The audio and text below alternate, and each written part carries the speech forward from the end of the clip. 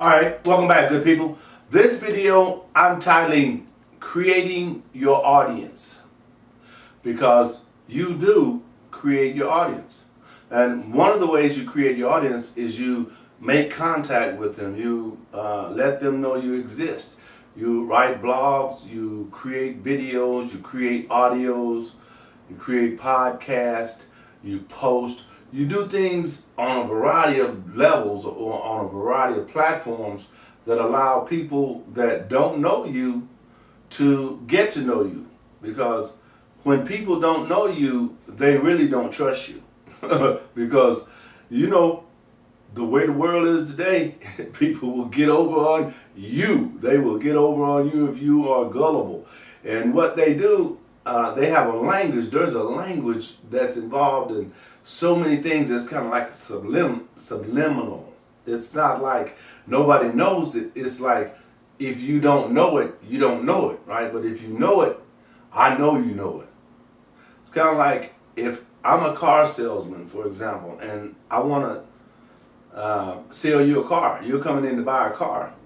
I can ask you a series of questions about a particular car, or particular features, or particular things that come on that car. But if you don't know that, I can also charge you for not knowing that. Now, is that ethical? No. But does it happen? Yes. So be mindful, right? Because let's say you went to a mechanic to get some work done and you didn't know the language. You didn't know what to ask for. You just said, I don't know what this sound is, but listen to it. It keeps making this type of sound.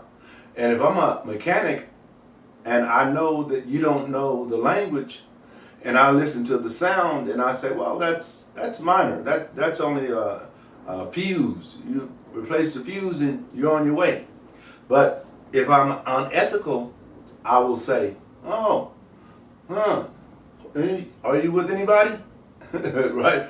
And you'll say no, and the mechanic might say, well, let me take a closer look at that. I don't really know what that is, but I'm sure I can identify what it is, right? Knowing all the time that they know what the problem is. And it's the same way with creating your audience. And because when you create your audience, at some point, your audience will begin to support you. They'll begin to share some of the videos that you create, or share some of the blog posts that you create. They'll be able to do that. And that's what will happen for you. And that will help your system, because it will allow other people to know that you exist via the person that you helped, right? It's like word of mouth marketing. It's a process where if you really get good results and really enjoy the situation or the experience, you're going to tell somebody else, right?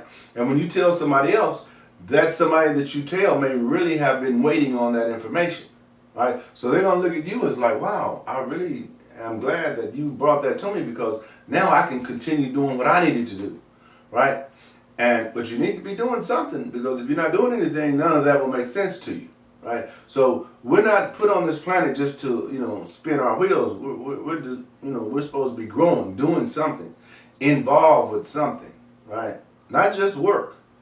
Work is good, but you want to, you are more than just work, aren't you? Absolutely you are. You know you are. So don't even think that, all I do is go to work and come home and, watch TV. Nah, that's not good life. Stop that. That's not good for you. You have so much more to contribute besides that.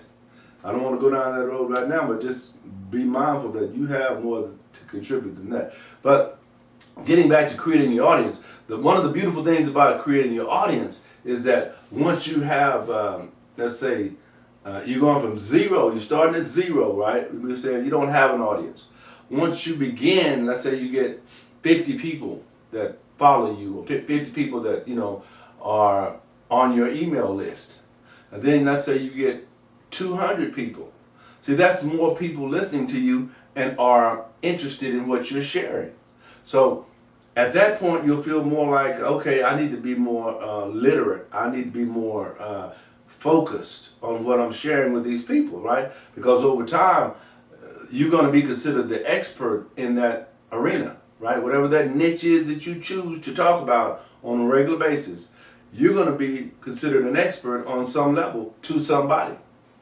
Okay? Now, you have people that are always going to be up there on the pinnacle. These are the people that you aspire to be like.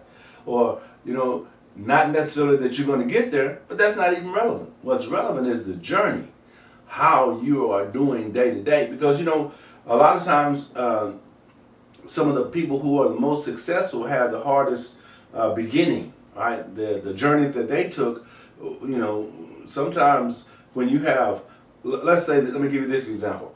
Let's say I want to go to school to be a psychiatrist, which was an aspiration that I had at one point. And you wanted to go to school to be a psychiatrist. But I grew up in America doing what I do, making choices, making mistakes, correcting those mistakes, continuing on, right? And then you grew up in a place where it was nothing but struggle. Every day you didn't know if you would eat, you didn't know if you would live, you didn't know anything about that because there was so much stress and the struggle. If you got the same opportunities I got, you would not spin your wheels like I may, because it means more to you. Not that it doesn't mean a lot to me, but it comes from a different place, right?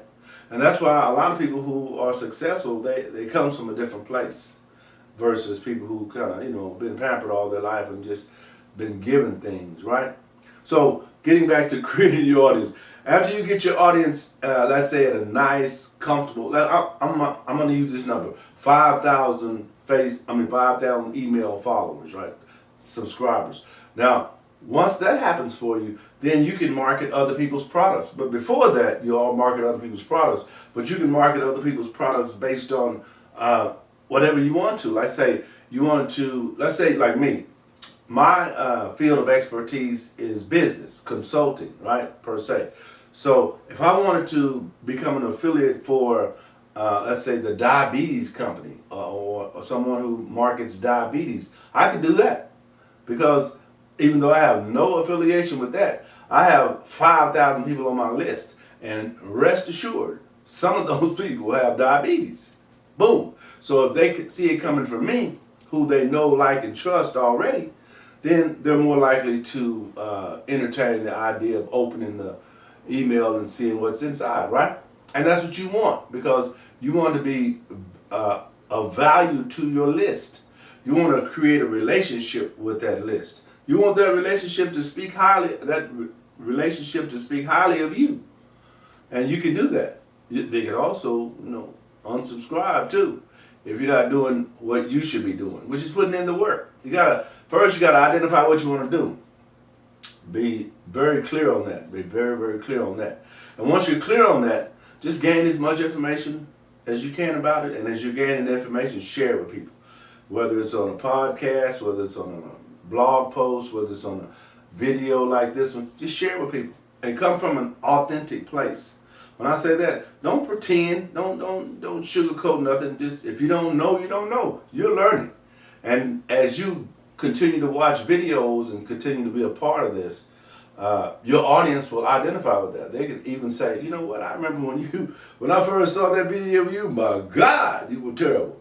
Now, they probably wouldn't say that, but I could say, you've come a long ways. And I can really appreciate that, because that's how we all have to do. We have to come from a long ways to get to where we eventually end up. Don't forget to share these videos, like these videos, and subscribe. How about that? SpeakerLarry.com.